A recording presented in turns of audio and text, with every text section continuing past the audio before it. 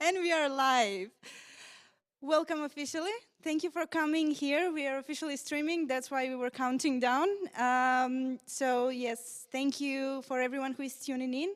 This is our last meetup for the year, and we are finishing very strong. We have three really amazing speakers from Mews, from STRV, and from ihateironing, who are going to give their talks, and we're going to have some chance to ask some questions and go furthermore into their topic of discussion.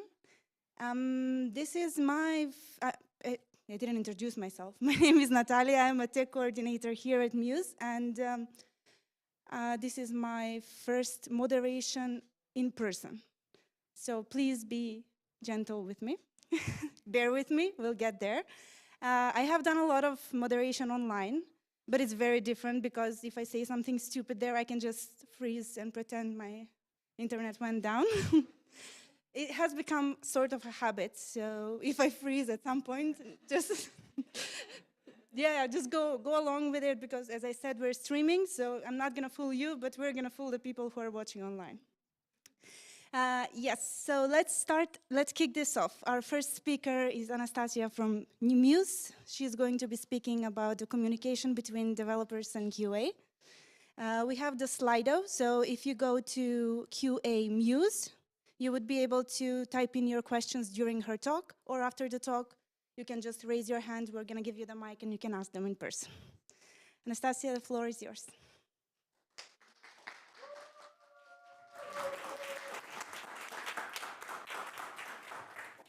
Thank you. Hi, everyone. For those who don't know me, my name is Anastasiia, and I'm a QA engineer at Mews. So before we start,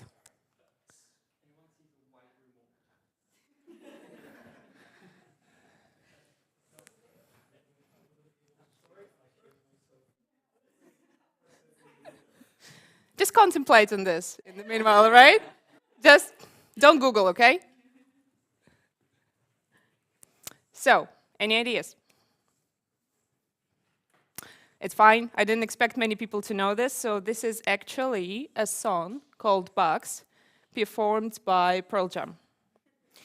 And it's actually part of my job to know this, because fact number one, I'm a chief karaoke officer in our tech department. Fact number two is that I have been in quality assurance and with Mews for 2 years, simple math.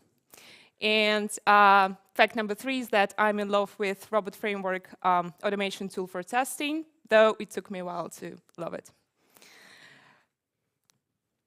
Okay. And now that you know me a little, I have a confession to make. I think that quality assurance engineers are amazing. Guys, I think we're so amazing. We save money, we save time for the companies. We make sure that, without lights, you will actually see that. Without lights, you can actually see that how quality assurance engineers are amazing. Right? Situations when I've heard that quality engineers are not so great, usually related to communication with developers. But I think we are always amazing. Okay. Now I know this is a sensitive topic. In fact, when I spoke with some of my colleagues about it, I caught the expression on their faces, something like, kind of implying this can be a slippery slope. But let me assure you that today I have confidence speaking about it today publicly, not because I am courageous, though that as well because I'm terrified of public speaking, though quite enjoy it. No, I have confidence of speaking about it today because, spoiler alert, I think that communication can naturally be easy. And that is something I learned in Mews. I've actually presented it to my colleagues, developers, who quite enjoyed it. So, it inspirited me a little. And the things I'm going to share in the presentation are just my experiences, that they are not a universal source of truth. But I still find them helpful, and I hope you will find them helpful as well.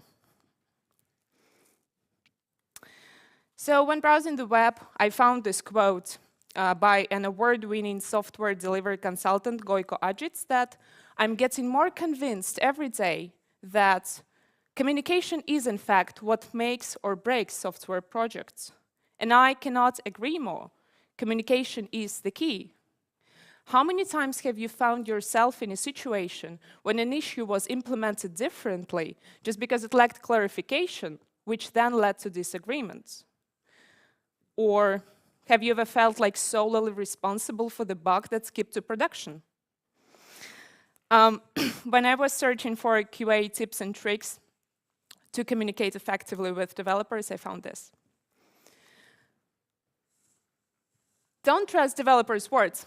You need to find evidence to a developer's confidence of everything should be fine, or I changed one thing in the code, it won't break anything.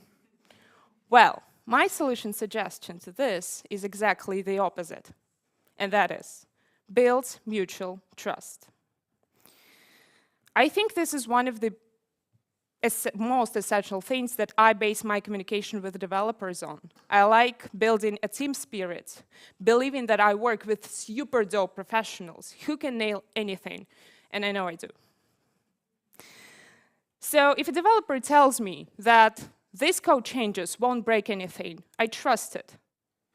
If it eventually happens that it breaks anything in production, I can ask what went wrong only to know how to prevent this in the future, or to know which test scenario to implement. And next time, if a developer tells me those code changes won't break something other thing, I believe it again and again. I can still offer my help with testing, of course, because this functionality is just 10 sticks out, or this is just new.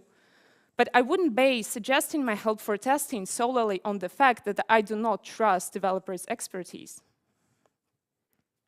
In fact, I think no one likes to be treated as they cannot be trusted. Quoting the Moulin Rouge movie, "Without trust, there is no love." There is no love for the product you're building if your peers, colleagues, teammates don't trust in the work you're doing. Why would you care then? So I think trust is important. This is my favorite part of this talk.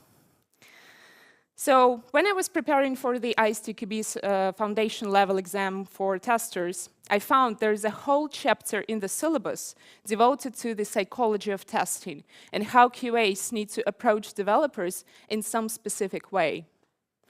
And at the point of reading the syllabus, I wasn't a QA yet, so I found it quite intimidating. So in the syllabus, it is suggested to distinguish between the mindsets. Developer mindset versus QA mindset. So a developer mindset is interested in building solutions without thinking too much what may go wrong with these solutions.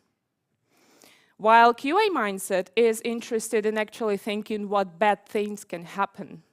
And this distinguishment of mindsets is aggravated with the so-called confirmation bias.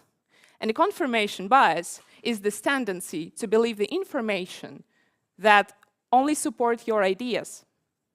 So when a developer programs something, he puts his mind and soul into his code.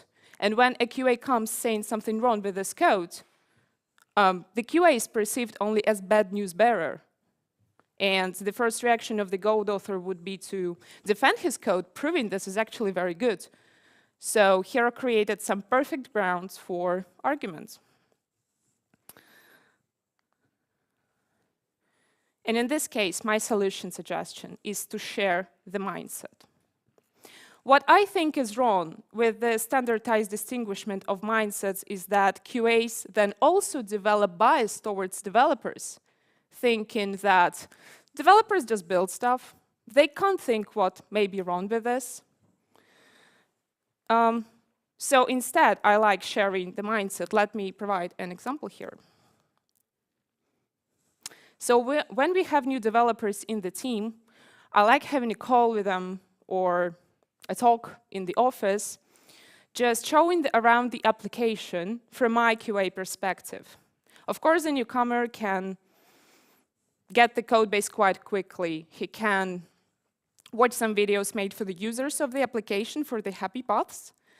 But what I would do from my QA side is that I would show how I would usually test it, how I connect the dots, and when new functionality is added, when existing functionalities are updated. In this case, I'm sharing the knowledge, but with this, I believe I am sharing the mindset. And from my side, I also try to dive into tech terminologies, solution things with the team, getting to know the limitations of the system.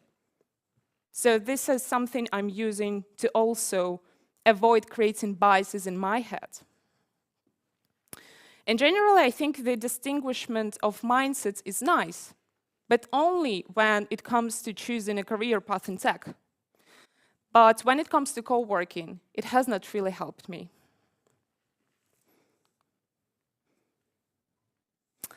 Another true story of my life is somehow connected to those biases I've just been talking about. It's when I feel that I reach some level of expertise in the domain, and for some reason, I start feeling there can be no argument with what I'm going to say. Basically, I'm demonstrating how smart as I am. So, especially I feel this when there's a lot of work and there's a long discussion going on about something, and I just want to finish it with a solution that I've suggested. But in what position does it actually put me? With that kind of thinking, I'm acquiring all the responsibility by demonstrating how I know better. So, during my first year in Mews, when I found a bug, I created a bug report instantly, reached out developers in private messages in the office. In the end, only to find out that the functionality worked as expected, and it was me who messed up the test case. Or, I don't know, input invalid values by mistake. So I generated those conversations, wasted time of myself and my colleagues, only to know that, in the end, I could investigate it myself. So for this, my solution suggestion is to doubt myself. Because our quality assurance work is to doubt development ideas all the time, it may seem unnatural, maybe somehow unprofessional even, because I want to appear certain this is quality we're talking around here. But doubting myself actually helped me a lot, and the perfect example is I noticed how much time it saves me and to my colleagues, developers. And a dessert. Very good example when doubting myself actually helps a lot. A classical, it's not a bug, it's a feature, like this one. So I never had issues with this concept, to be honest. Like, what would change so much if I, QA, allow myself an idea that this is not a bug? Even though I would think that, right? So it could be considered, for example, a feature from some perspective, but I would strongly disagree. Though the common goal is to deliver functionality. So as long as this functionality is delivered and used, perfect, goal is reached.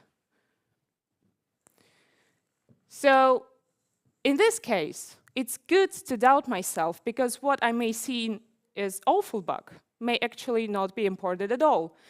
A feature request may be denied, not prioritized at all, but then it is my QA call to prove that this is actually, or explain this is actually very important to implement, no matter if it is a bug or a feature. So, to sum up, I suggest focus on common things. I suggest focus on commonalities. First. Yeah, Sorry. So first, what was my first point?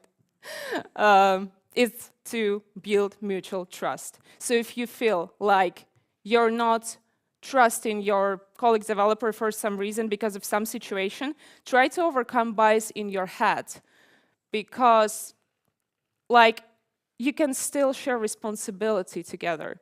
And actually, this can be a perfect way how to overcome biases in your head and how to gain someone else's trust in return. Second, share the mindset. If you feel like you're not understood, if you feel like you're misunderstood, try sharing your thoughts and the way you think with a developer. And third,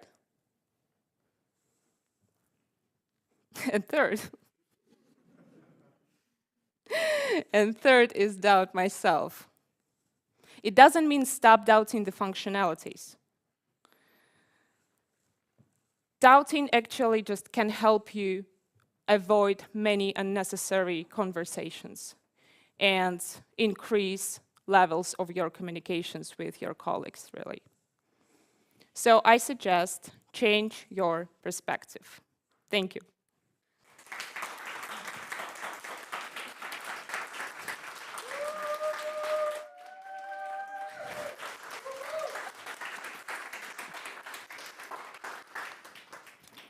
Thank you so much. Yeah, it was an incredible, inspiring presentation. Especially I like the part that you went against human nature, I would say. So doubt yourself, but trust the others. I like that idea. Thank you. I don't know if we have some questions in the Slido at the moment from our people who are watching online, but if our audience here has some questions, please raise your hands. I will send the mic to reach you.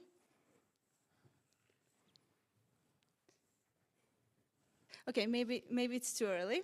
Let's get to know each other first. Yeah. maybe sure. I can ask you a question. Sure. You talked a lot about trust, which I liked, but in the end, who will bear the responsibility if there is a bug? Yeah, like the responsibility, I think, is the biggest question that everyone asks themselves, because like when you are working, you want to know exactly the limitations probably, but what I found out, not at all. I don't want to know the limitations of my responsibilities. I want to share the responsibility with my team, and that's exactly the reason why I am building trust, why I am doubting myself, otherwise why would I? So I think that responsibility needs to be shared in order to achieve the best results. That's how I see it, at least. It's very nice. Would that be applicable, though, in every company? And could it be applicable? Like, when it comes to size, when it comes to, like, corporation versus startups? I mean, here in Mews, we have quite good environment for this because we work in product teams. So we have better conditions for establishing that mutual trust in the team. Versus when you are a team of developers and QAs. But I still think this can be possible. Because if there is one project, one common goal, like, why not? Mm-hmm. Thank you. We have some questions. So, great presentation, highlights from ISTQB is awesome. Do you only use robot framework at Mews? First of all, thank you for saying it's a great presentation. So, yes, my work is mostly manual, but we've started to do more and more automation. And currently, the only tool we're using is Robot Framework. Okay. So if there is no other questions here in the audience or in Slido, we can move along. Thank you so much for the presentation once again. And if anyone wants to catch up or to continue this discussion, please stay after the meetup over some drinks. We can go deeper into this. So, yes, we have...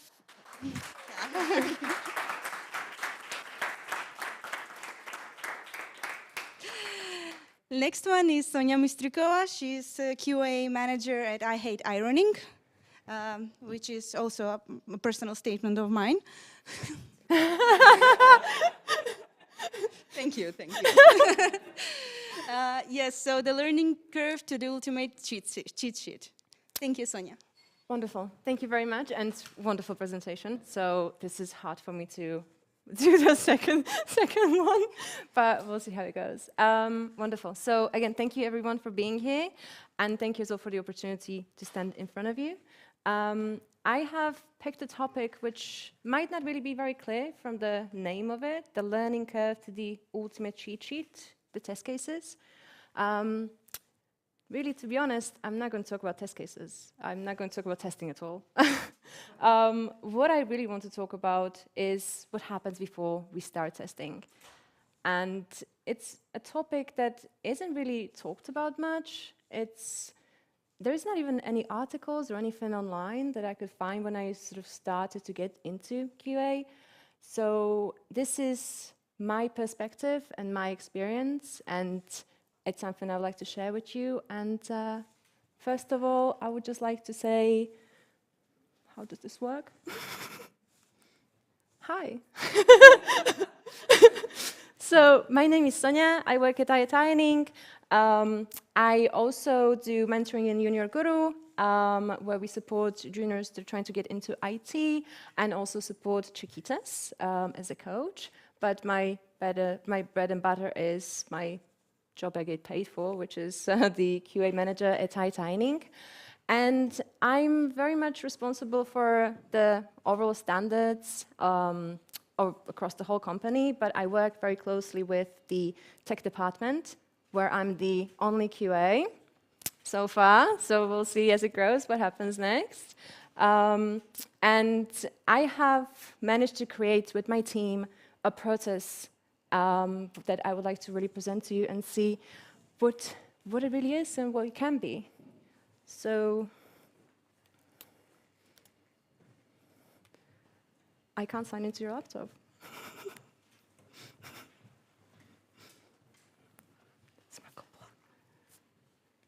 Thank you. Thank you very much.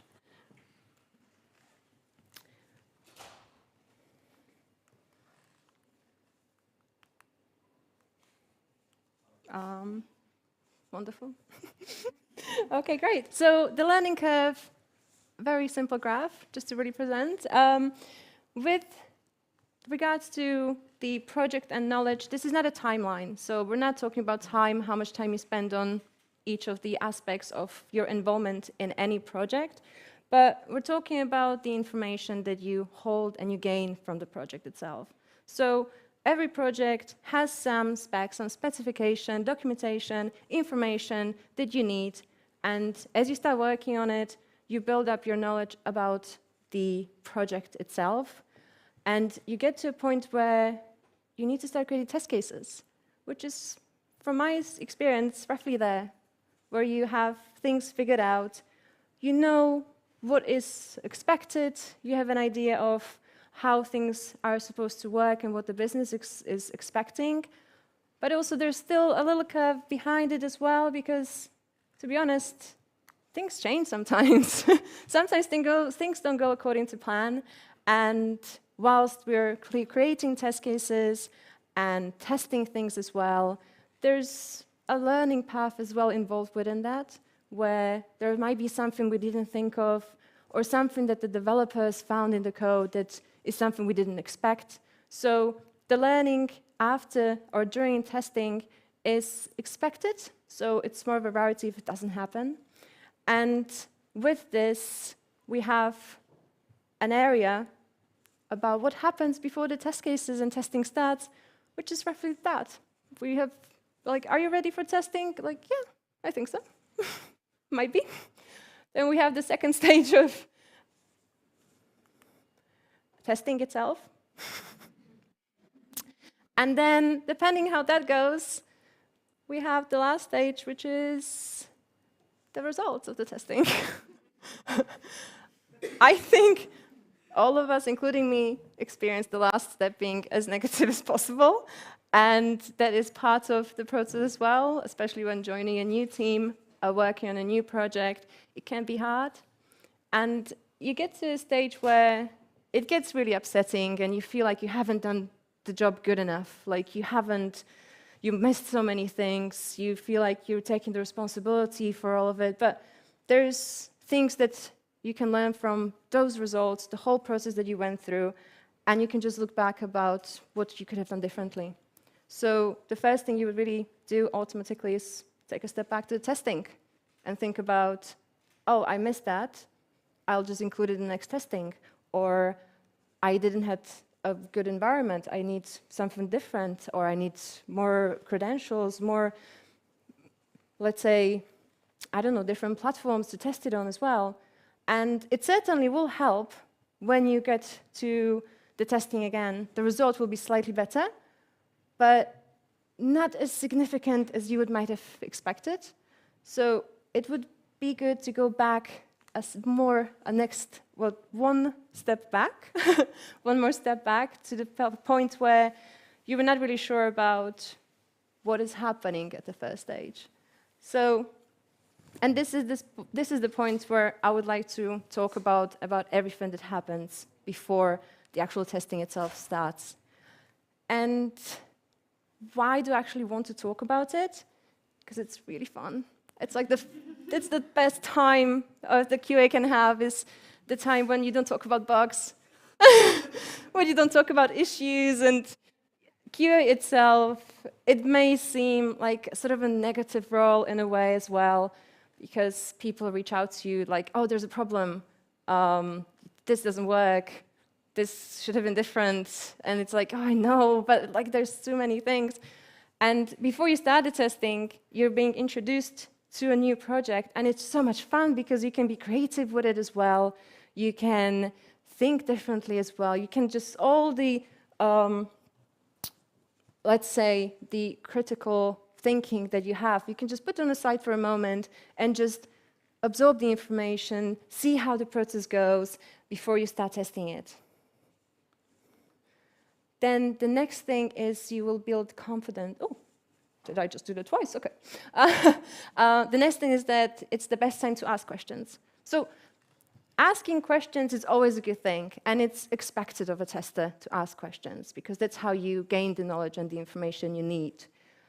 But the best time to ask them is before developers start working on it, because you can not only avoid bugs from being created, but you can open topics and make this process even smoother when developers will start working on it.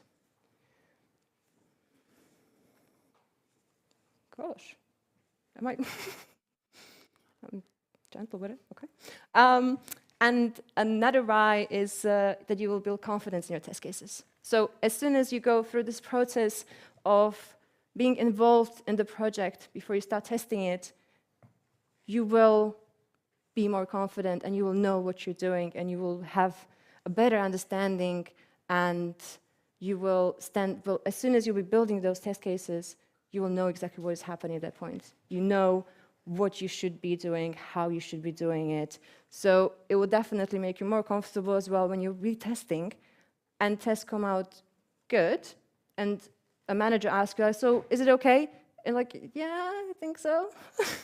But with this really, you'll be like, yeah, sure. Like, I haven't found anything, everything we spoke about, it's done. And it's a life changer as well, really. It just takes so much stress off your shoulders as well. And there's a lot of things that you gain from being involved in the project before you start the testing process. But there's also a lot you can give. And the one thing that QA is that it's a Wikipedia, really. So if you're working on one product over and over again, you contain knowledge that no one else in the whole team does. So if you have someone in the tech team, a developer, it's most likely that he's working on one feature and just doing that one thing. But you're testing the whole product, so you know what else it involves. You know where it's other pages, where it's reaching out, where the information is being shown, what is communicating with what. And developers don't really know this immediately as you do. Like, you have it in your head. You know what is expected, how it behaves. A developer would find out as soon as they go into the code and see it in the code. that is also time-consuming, and also why, when you know it. Like, so you can give a lot just being involved in the process before. And what I mean about the process before testing, or how really to use the time that you have before you start testing something, is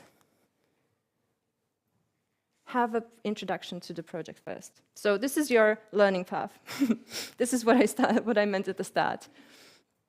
With introduction, with any project, whether it's small or big, if it's a feature or just a little functionality, there will always be some specification, some documentation, something written about it. Business team wants one add-on or one update or something, it will be written somewhere, expected behavior, you'll have all of that, and you will have access to it. From my personal preference, rather than having a meeting where people introduce this and share all their information about it, for me what works the best is just to find a document and read it on my own. Because at that point, anything that you read and you're not sure about, it's just going to create lots of questions.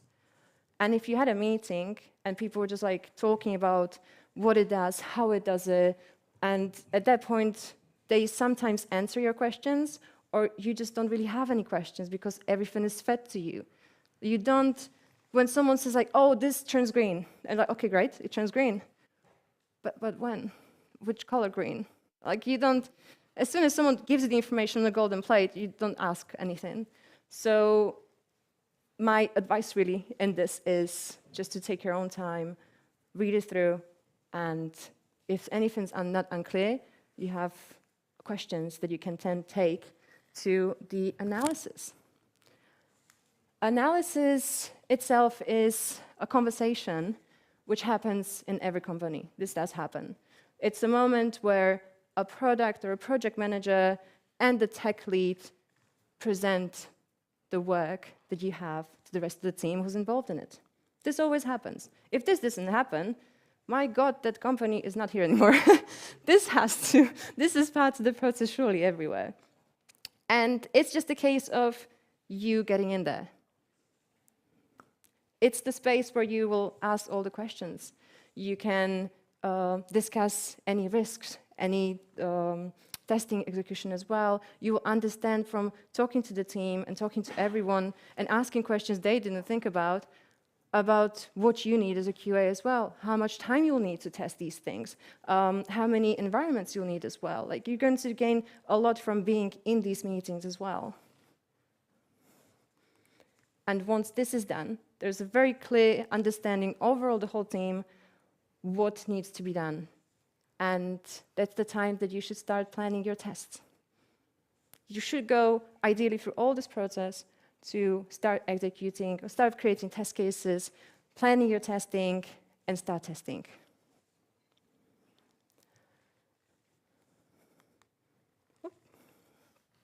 Okay. With the QA role and the position, really, it's always involved within bugs. Like, bugs are always parts of it. I always use a ladybug for this. It's like the nicest thing, nicest thing that I can use to present a bug. And testing is always part of the process as well. I'm not saying that it's not. It is a crucial part of your responsibilities. But one thing that no one really talks about is how much more you can change and how much more involvement you can have as a QA, not just in your team, but for the whole company as well. With the knowledge that you gained, with the expertise you have as well, and understanding of everything, you can avoid bugs from being created in the first place. You can save a lot of time just by talking to your team beforehand and asking the right questions. And by right question, it's any question. Because you never know what the response is, and you never know what other topics you may open with your questions that you have. So what I would like to ask all of you, if you're not already involved in the pre-testing, let's call it, stage, those meetings are happening, and it's just a matter of you getting in them. Contacting your project manager or anyone who's leading these meetings, or arrange a meeting yourself and join them. It may feel at the start that you have nothing to add to those meetings, but that comes with time, because it's not going to be comfortable. You're going to be the one person who's within the whole team of tech people, the one who's technically the least educated as well, or knowledgeable, and it may feel like you're the odd egg in there, but with time, you're going to have such an important role on those meetings. And at one point, you are going to arrange those meetings yourself. You will get to that stage as well. And yeah, I would just like to advise on that. It makes the whole process much simpler. It really does. And even if you test everything for like 5 hours or 5 days, if you are involved in the project from the start, it makes a hell of a difference. So please try it out. Join those meetings. And once you do, just ask yourself the question, am I ready for testing? Thank you.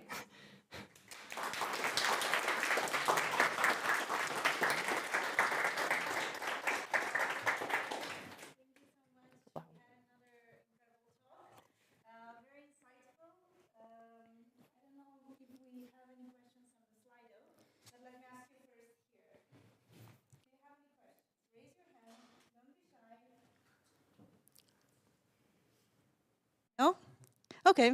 If you feel more comfortable, again, QA Mews is the code for Slido. Write it down if you're too shy to talk. In the meantime, maybe again I can. Oh, okay. We have. That's maybe questions for. Okay, yeah, I think these were a little. This came a little bit late for the previous talk. Yeah. But still, I mean, we can go ahead. Have you ever met a dev with whom the communication was really a challenge? Sure. Let's put it that way. Yeah, I think it was for you, but I mean, we can both. You have both mics, so it can. Oh right, okay, yeah. Sure, I can actually start probably with the second one. Yeah. I would say it's the same thing. It's all the right. one dev who and how to avoid the bias because of that one dev. Right. So. One dev who always break things and how to avoid bias. Yeah. But that's the thing. I do not see this as my responsibility again to, evaluate other developers. I just want to, be a team with this, because like working in a company, you always have management. And if there's something goes wrong, it's not up to me. I just want to work on the common goal. And that's how I wouldn't care if this particular developer breaks something. I may be the QA who, doesn't find anything. And then again, it's like, I know this is a thin ice, this is a vague border that you need to cross the line and so forth. But that's kind of my point. I like not creating biases towards no developers. And that's how I build effective communication, I think. It's a very good answer. And also, speaking of management, and I can revert this here back to Sonia. You said that talks with the management would basically, the QA people should be the one to reach out to get a seat at that table on those meetings. That would be crucial, I would say, for the pre-testing phase. So, any advice on that? Yeah, they are pretty crucial. And the thing as well is that when I say management, I mean the person who leads those meetings, because I noticed that management doesn't want you to spend time on other things than testing. So if you're on a contract, it's about the count of the hours. But it is also with management itself doesn't really understand what a QA is. And I think that's where the key problem is. Even if we are looking for a job as a QA, it's only in the specs or sort of job description just says testing, analyzing results, automating. There's never anything, not that often mentioned anything about this. And I think it's a matter of, if the manager doesn't give you this opportunity, you need to reach out because you need it and it's important to you. And with the difference it's going to make, I think you can very, very quickly show to the team and the managers as well that it makes sense. What would you say are maybe the main obstacles that you might face on that road? Well, them not allowing you to join them, I would say, because. But no, I think it's just a matter of you reaching out and also just feel comfortable about being in a room where you don't really understand everything. So there might be conversations that are very technical, but to be honest, under every code, there's a logic that anyone can discuss who doesn't have a technical background. So you know you need to take this data from here and put it next to this one and compare them. So that's, we all got that one. But in the code, it looks really very complicated. So I think it's just a matter of getting over that. Just ignore that, because also being surrounded by that, you will start understanding the code as well itself, which is really beneficial, because the learning curve, it doesn't stop only in understanding the project, but you're going to learn a lot more just on that. What was the question? I think you answered it really nicely. Thank you so much. Thank you for the very inspiring presentation, for showing us a way how everyone can benefit, from the company to the QA to developers to everyone. We will move on, and if you have any questions, or if you want to... Yeah? Okay, so let's do a 5-minute break first. This was completely my idea, I just thought of it. So you can grab some drinks, go to the toilet maybe, be back in 5 minutes, because we have one more talk today for our last meetup of this year.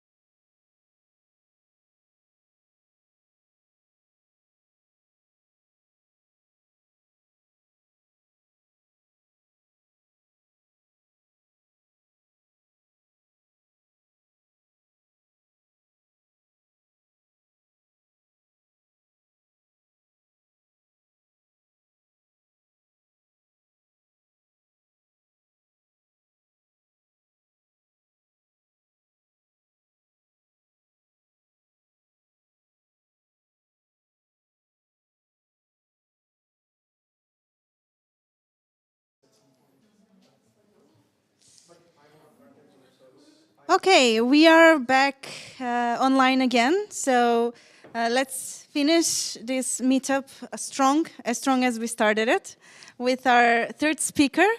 He's Artem Belov from STRV, and he's going to be talking about how to start your test automation journey. Artem, the floor is yours. Thank you. Yeah, thank you. Thanks everyone for coming, first of all. Thanks for the great speakers, our ladies, beautiful ladies. So yeah, I think the topic I've chosen today is quite demanded between the QAs and between the hiring people. So I will start to, like, what you can expect today, basically from this presentation, is basically I'm going to tell you my story. Yeah, so how I started to automate and what points you should be aware of when you are starting automation. First of all, let me introduce myself. Again, my name is Artem Belov. I'm a QA analyst in STRV. And I actually, before I started to work as a QA, I have in a CrossFit gym. Yeah, so for quite a long time, I had, like for 7 years, I was running a CrossFit gym in Prague, which some of the people, by the way, in Mews, for example, Gabriela, who is organizing the event, she was visiting me there, and yeah, now I'm talking today here. So yeah, I have a different life experience, but yeah, I really enjoy doing QA, and I think the presentation, I hope the presentation would be beneficial for everyone. So let's start from the motivating and wise quote in the beginning. You're either the one that creates the automation or you are getting automated. That's the quote from Tom Preston Werner, the co-founder of GitHub. It's very serious. Yeah, so maybe you'll have some questions regarding it. At the end, I don't want to stop by at this quote any long, but yeah, the point is that it quite reflects the situation which is nowadays on the market and I think in the world overall. Yeah. So first question, yeah, the presentation would be actually about asking questions. So as a QA, we are always asking questions. We asking questions ourselves. We're asking questions developers, project managers, clients, so on, so on. So it's a lot of questions coming in, and the presentation would be built as the questions I ask myself when I started to automate. And yeah, maybe even before this question, do I need test automation at all? We need to ask ourselves the question, what is my motivation to start with the test automation? And here again, I would like to stress and start from my experience, which I had, from my life experience, I would say. I started as after basically doing a CrossFit gym, so you understand that I was doing, lifting the barbells and and teaching people how to move right. And then suddenly I started with the quality assurance. I was really, it actually happened because of the COVID, yeah, because I was really sure that my life is solved, that I don't have to do anything, and yeah, then COVID came, so I started to think that maybe this is not the way I should rely on, yeah, so I saw a lot of guys, IT guys, come into our gym, and they felt pretty well, and I said like, well, okay, maybe I need to be that one. So yeah, I started to ask them like, where should I start?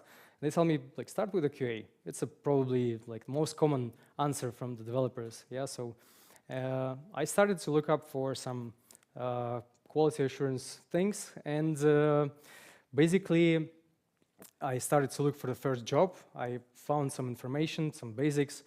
When I started to look for a job, the first thing I noticed when looking for the vacancies, it was that there is a manual tester and an automation tester. And actually the price range was quite different. I thought, okay, so what's the point of this? How I can get to this automation where I can get more money? And yeah, quite normal question to ourselves, because like you could be passionate about quality assurance, but you also need to live for something, right? So looking for the first job, I noticed this difference. And when I got finally the first job, I didn't want to look stupid at all. And I started to, deep dive into the information, all amount of information I had. And I didn't know where to start exactly, because you probably understand me. This is so much of IT you can learn. There's so many different areas that you can learn, and it's just too big. So the next questions I started to ask myself, like, do I have enough background to start learning automation at all? And this was the first question which I asked myself, because because of this. Actually, this meme is created by myself about me. What I was trying to do, when I started to work as a QA, I like, yeah, let's go for automation. But do I have enough background? Like, I didn't have anything at all. I skipped all HTML and CSS basics. I skipped the Git basics. I skipped the scripting. I skipped everything, absolutely, and I like, yeah, let's automate. But yes, now it looks, now you're laughing at me, but I didn't know it at a certain point, and maybe a lot of people also like want somewhere to start, but they don't know it. So the next question I started to ask myself, like, what is the tech stack of my company? And yeah, the company which I was working in, it's like before the STRV. We were doing the web application for a web platform. So it was backend written in Python and frontend in React. Yeah, so I knew the tech stack. Do I need any knowledge of scripting language? I started to ask myself. And do I work in a team, or am I the first QA in the company? These were actually self-answered questions. I need basically some knowledge of scripting language, and I was basically the first QA which was hired, so I had like freedom. Yeah, so like no one cared much about what am I doing, unless unless they get the right results. So what happened next? I started to ask myself, like, what's my role on the project? And do I have power to implement automation at all? I communicated my project manager regarding the budget and time, and like how you can expect, the project manager didn't care at all. Like, yeah, maybe I had the wrong project manager, I don't know. But he didn't care much about the tools I will be using, about basically the tech stack which I will use, but he cared about the budget and time. So he asked client said, okay, let's do it. Of course, like who will say no? And one, or basically two things I forgot to mention to him when I started to talk about automation is that, like, what they expect from it, and what should they expect from it, and what is the scope I will be doing. Yeah, so this is a very important question, because I tempted to do like everything straight away. So as they said yes, yeah, let's do it, let's automate everything. But again, I came to the thing that I simply cannot automate everything. It's not possible. I should choose from something. So here my advice is just to stick to the test plan. Don't forget about it, review it, and yeah, don't try to test everything. And here actually I found a very interesting thing which came to my mind is this guy. If you remember the Pirates of Caribbean movie, there was a Davy Jones who was playing on his organ with the all I don't know, things, how you call it. So don't try to be that guy, don't try to do everything, just stick to one simple thing and expand it from the time. Yeah. So at this point, questions were answered, like I had a green light, and I started to automate. And yeah, but still, I don't know the scripting language, right? So I was tempted to go the easy way and to start with the node code automation. Basically, why I started to do it, because I Googled it, and a lot of results came in, like, no code automation, let's do it. Too easy, but I had to start somewhere. I chosen the tool, very simple tool, you probably know it. It's a Selenium IDE. It's not like the topic you probably expected. I won't talk about the Selenium IDE, right? I will just tell you the pros of having the no-code automation experience here. And the plus, actually, the pros which I have here is that you don't have to actually have previous experience. It's very quick in setup. It's just a browser extension. Simple recording process, which is also good. It helps you to understand like what is going on actually step by step. You don't have to write a pseudocode first, but it's also good to check this tool and to try to write some pseudocode things, because as I started to work more with developers, I realized that it's always good to write pseudocode in case you're testing something or in case you're writing something. It helps you to understand the process better. So I was really, when I first launched this thing, it's like magic, wow. I wanted to know like what's happening under it, like what's the engine. So I saw some comments, targets, and that's the way I started to learn about the things I'm missing actually, about the basics, right?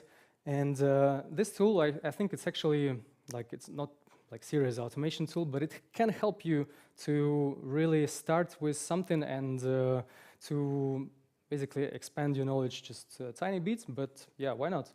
And at this point, actually, all pros ended because I realized that I cannot do some things, well, a lot of things in this tool, because it's just a browser extension, right? It's a very simple tool. And the cons here come in, the limitations of what can be automated and how. It's actually the most important for me, which is coming to my mind, is the reusability of your tests. Because you're just doing some steps, you focus on some targets, but you cannot reuse them in a suite or in the different tests. Maybe in some like no-code automation tools, like for example, Catalan. I know that it exists. It's a paid tool, but it's quite expensive. Maybe there you can reuse, but not sure here, to be honest. And the next cons is basically that the good tools are paid tools, and not everyone is willing to pay for them. Also, it's not good because it's tempting you to go easy way. You are getting in the comfortable zone, and it's limiting yourself as a future growth. It's limiting yourself in your future growth as a specialist. So basically, I came to the conclusion that eventually I will need some code. So I eventually needed some code, and I started to choose framework. Again, from the points I have now, I already had the green lights. I started to do some automation to practice it, and I knew the tech stack of my company, which was Python. And in here, actually, I started to ask myself again different questions. Am I going to test a mobile platform or a web application, right? So it was simple. We did a web application. Is it going to be for one project, or it's long-term for the whole company? Is this automation tool is going to be used by the next testers on the project, or when the QA department grows, for example? Because I was the only one, remember, right? And it's going to be paid or open source tool. Most of the tools are open source, but there are quite, for example, in Cyprus, there is I know that there are features that you can pay for. And the most important, I think, thing which you need to be focused on is documentation and community support, because when learning it, like I was basically doing it myself. I had some course later, but in the very beginning I tried to learn it myself. And the documentation, official one, and the community support like YouTube videos and so on is very important, because I give you just a simple example here. We have a Cypress tool, yeah, we have XUI test, and we have Selenium. So those three tools are very different. For example, because yeah, one of them is for mobile testing. But the thing I wanted to focus on is that, for example, Selenium was the very first tool, and it has all browser support, so on. Cypress is also good. It has maybe, it's prettier, let's say so, right? But the only thing I was missing is actually supporting the Safari browser, because it just came recently, the Safari browser. They support, I think, like 2 or 3 months ago. So yeah, and yeah, XUI test is a mobile platform. I'll come back to it later. But that's the simple choice for me. I know that at Mews you use robot framework. I was also looking for this, but for some reason I have chosen the Selenium. Yeah, maybe because of the community support. I think because of the amount of videos I had there. What you need to also ask yourself before start to choose the framework is that you need to basically, okay, you should know the cross-browser testing support. You should be aware of availability to integrate your tests with test management tools. For example, like TestRail, like to ping an API when a test passes.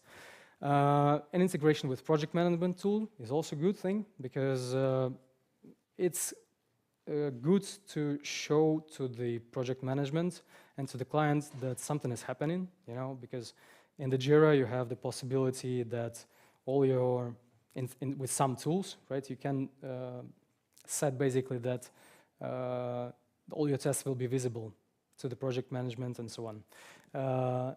Integration with CI/CD tools is also important, like built-in or external, for example, like Circle CI or Jenkins. Also analytical tools, which I will come later. So I basically chosen at this point the framework which I will be using. It will be Selenium in Python.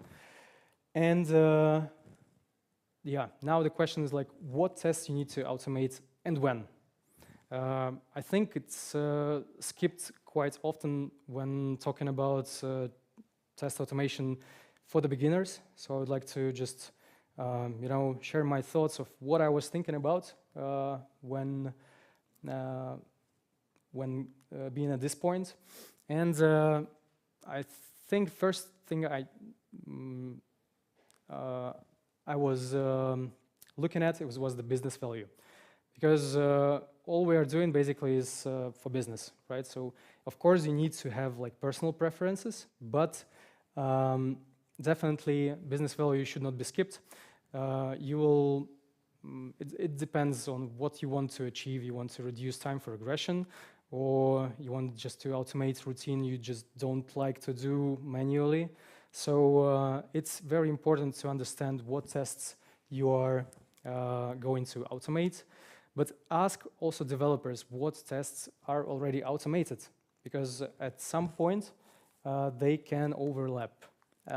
And you probably know the test automation pyramid, which is basically the base of this unit testing done by developers, integration testing, and end-to-end testing, which I'm speaking about here. At some point, the things you might want to check might overlap with the tests already created by devs. So definitely speak to your developers before you start to choose what to automate. And also flakiness. It's just how consistent your tests are, like what you want. You want the consistent result of your test, so you need to choose the test which is basically bringing you some consistent results. Speaking about question when to automate, there are questions like project cycle or daily monitoring. If you want to daily monitor some tasks, or you want to follow the project cycle and test, for example, each time the code will be deployed in some stage, right? You also want to know what actually when to automate asking about new features. It's going to be smoke or regression, yeah? Because, for example, smoke tests you would like to do daily, or I don't know, even more frequent. New features, definitely not the best choice from my side, I think, but regression is definitely, I think, the most popular thing to think about. So you need to find a balance here. Yeah, so all of this is basically just about to finding the balance, what to test and when to test. The next question, the next actually story I'm going to tell here is my personal experience with the developer availability to assist. It's the story about toast messages, which I was basically trying to automate some steps and checking if the toast messages appeared. Yeah, success message or the error message. And I set it up. I was relying on the XPath, and it always working great, absolutely fine, until the moment guys, devs deployed a new code, and it stopped working. And I was very curious because I didn't change any code, and as far as I know, like visually, nothing changed on the front end. So I started to look deeper, and I came to developers and said, like, did you change the some locators, or like what happened? And they said didn't change, but they updated the library, yeah, for these toast messages, and the locators eventually in the new library changed. So the goal of this story is just to show you that by prior speaking to developers, by prior knowing that this might happen, and I would easily avoid this kind of situation. Yeah, so definitely speak to your developers, be in contact with them regarding each feature you are automating, and regarding all the elements, maybe some elements they can provide you a solution with like strict IDs, right? But not every developer is willing to do it. That's another question.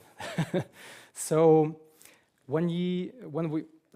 at this point, I had automated some of the tests. Mostly it was smoke tests like login, logout, and so on, receiving some notifications. And I got to the point when I had to analyze the results and report them. And basically here we have certain options, like there are built-in tools in some frameworks like Cypress, I know. But for example, in Selenium, there are no built-in tools for reporting. So you have to look for a custom tool, like for example, Allure. Yeah, you need to set it up and yeah, or basically choose another tool to give you a proper result. So for example, this is a result from Allure, which is a custom tool. It needs to be set up. It's not very friendly for the beginner to set up, but it's definitely giving you the result you want to show to the business at this point. And this is actually the standard one from the Selenium on Python. So yeah, it gives you, basically you have the same information that the test failed here and you know what happened exactly, but the business will understand anything. So you need to spend again some time here to convert this into some proper graphs. That's why it's important also to look at the reporting tools. So the last thing I wanted to tell you is that we need to be flexible and avoid high expectations. Because one day, actually, when you automated everything, the designer may come to you and say, hey man, we're having, or not to me exactly, but to the team, and say we have new designs coming. So imagine that all the thing you wrote is basically, you need to rewrite it everything. Or if you're using proper structure, like for example, page object, you can avoid this, but this is another topic. This is very, I think it's more technical. So yeah, the point here is just to be prepared to the thing that business either, or the project management, or clients, or anyone else will come to you and say, hey man, this is cool, tests are passing or failing, this is very cool, but now we need to change it all. So, so be ready for this. Just, yeah, and last thing, I didn't ask you before, actually. Analyzing the results, reports, and what is the last thing? What do you think after all this? It's adjusting. Yeah, it's adjusting your strategy. So after reviewing the results, you need just to adjust properly the strategy and some tests to provide the better results for the business. And this is basically it from me. I hope this uncovered like the way, the path, how to start with test automation. If you want to discuss more, yeah, and one important thing, I was, you remember that I chosen the Selenium with Python. So now coming to STRV, I have to learn absolutely new tool. It was XUI test, which is basically native tool with Swift. So again, be ready for everything, be flexible, and yeah, I think anything you will learn at this point, you will definitely reuse it in the next experience as tester. So thank you so much. This is Teardown.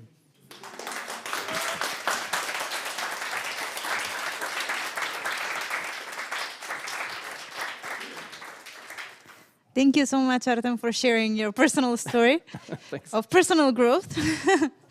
Well, it was more like a story of failing and then rising again. Yeah, see? I think we have some questions in Slido, but again, last chance. If anyone wants to, okay, we have a question. Let me give you the mic.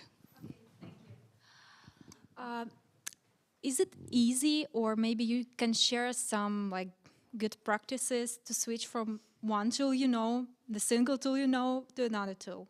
Very different. I think that the point here is that main things which are happening in testing are staying the same. So we're basically asserting that something is existing or not existing and anything. So in different tools, the thing remains.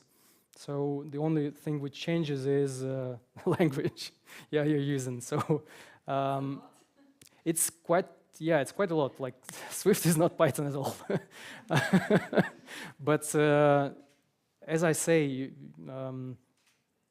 don't worry. It's everything you will use, everything you will learn using one tool, you will reuse it in testing for sure. Do we have any other questions? I can actually tell more if you want to. We can basically discuss it after. Really interesting talk. Thank you. I think this is a common question that I would probably ask to the three of you. I know most of your presentations are around how collaboration was with developers. I'm a product manager. Clearly not relevant to this discussion. But the timing was perfect because I just happened to write some workflow scenarios for end-to-end tests from my QA developer recently. And they were quite complex, right? Because you're going to, you press a button, something happens, then the user goes to the next screen, then finally there's some outcome. Now, this is a complex workflow. How can I as a product manager make it easier for QA folks to carry out their tests and make it simpler for them to instrument all of this so they can not have to do a lot of these manual tasks, if that makes sense? Because I had to distill all of that into like individual points, and say step 1, step 2, step 3, but there is nuance, right? You have to figure out what makes sense to a QA does not necessarily make sense for me. For sure, you're a product manager. You're not a QA team leader. Like I said, I'm confused. I'm eternally confused, I guess. because what surprises me is actually you creating steps for them at this point. I mean, maybe it's also important for the product manager to know what exactly is being tested. But from my point of view, like QAs should come to you and discuss the things they don't understand, how to work, and the good way to make them understand more like what to focus on is the good documentation. So as we know, all of us experience that you come to the project and there is like no documentation at all, or such a poor documentation that you cannot rely on it. You need to ask developers, you need to ask clients, you need to ask product manager to basically give you more info about how it works. I don't think there is a ultimate answer for your question, just maybe the communication. Here is important. I think it should be initiated more from the QA side. It's my point of view, but it's my approach, and I think we share it here, but I cannot give you like exact answer here. I think we can talk about it later and discuss it more, because it's quite interesting question. Thank you. Let's take some of the questions from Slido. So I checked this one and it was sent during your talk, so it's definitely for you. How do you manage communication when you are together versus at a distance? Via Slack. I don't know. Like, I mean, I'm not a person, or I became actually a person who is not willing to communicate much after this COVID, thing. But the thing is that I'm always pushing myself to ping developers straight away. So this is, I think, the good thing how to manage communication where we're at the distance. Just don't leave it for another time. When you have the question, just write into the Slack. They will notice it, or they won't. They will get to it later. But definitely, it's not good to leave it for later. So if it's answered the question.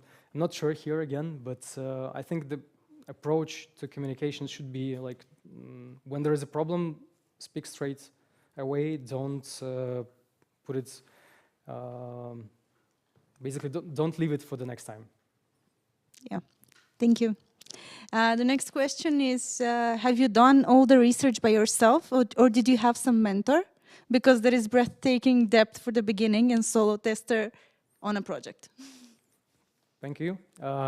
Fortunately, I was not alone at the beginning, yes, and that's why I had all these questions to myself.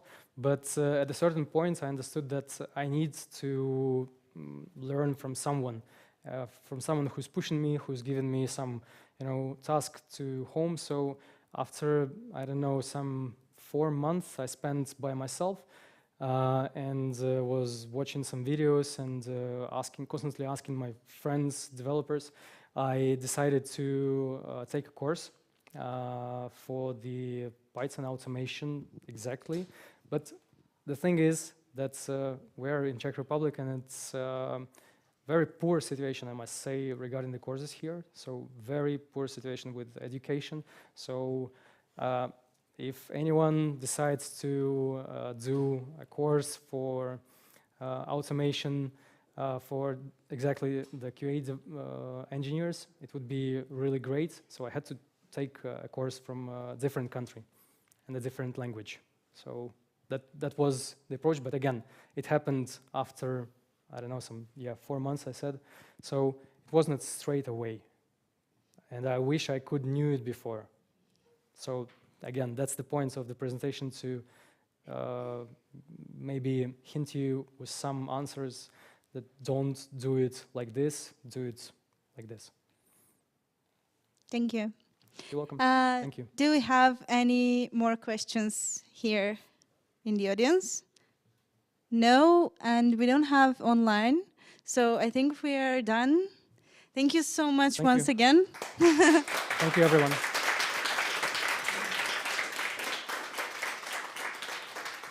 And again, thank you everyone for coming here, and thank you all of us who were following us online for the questions, for the discussion.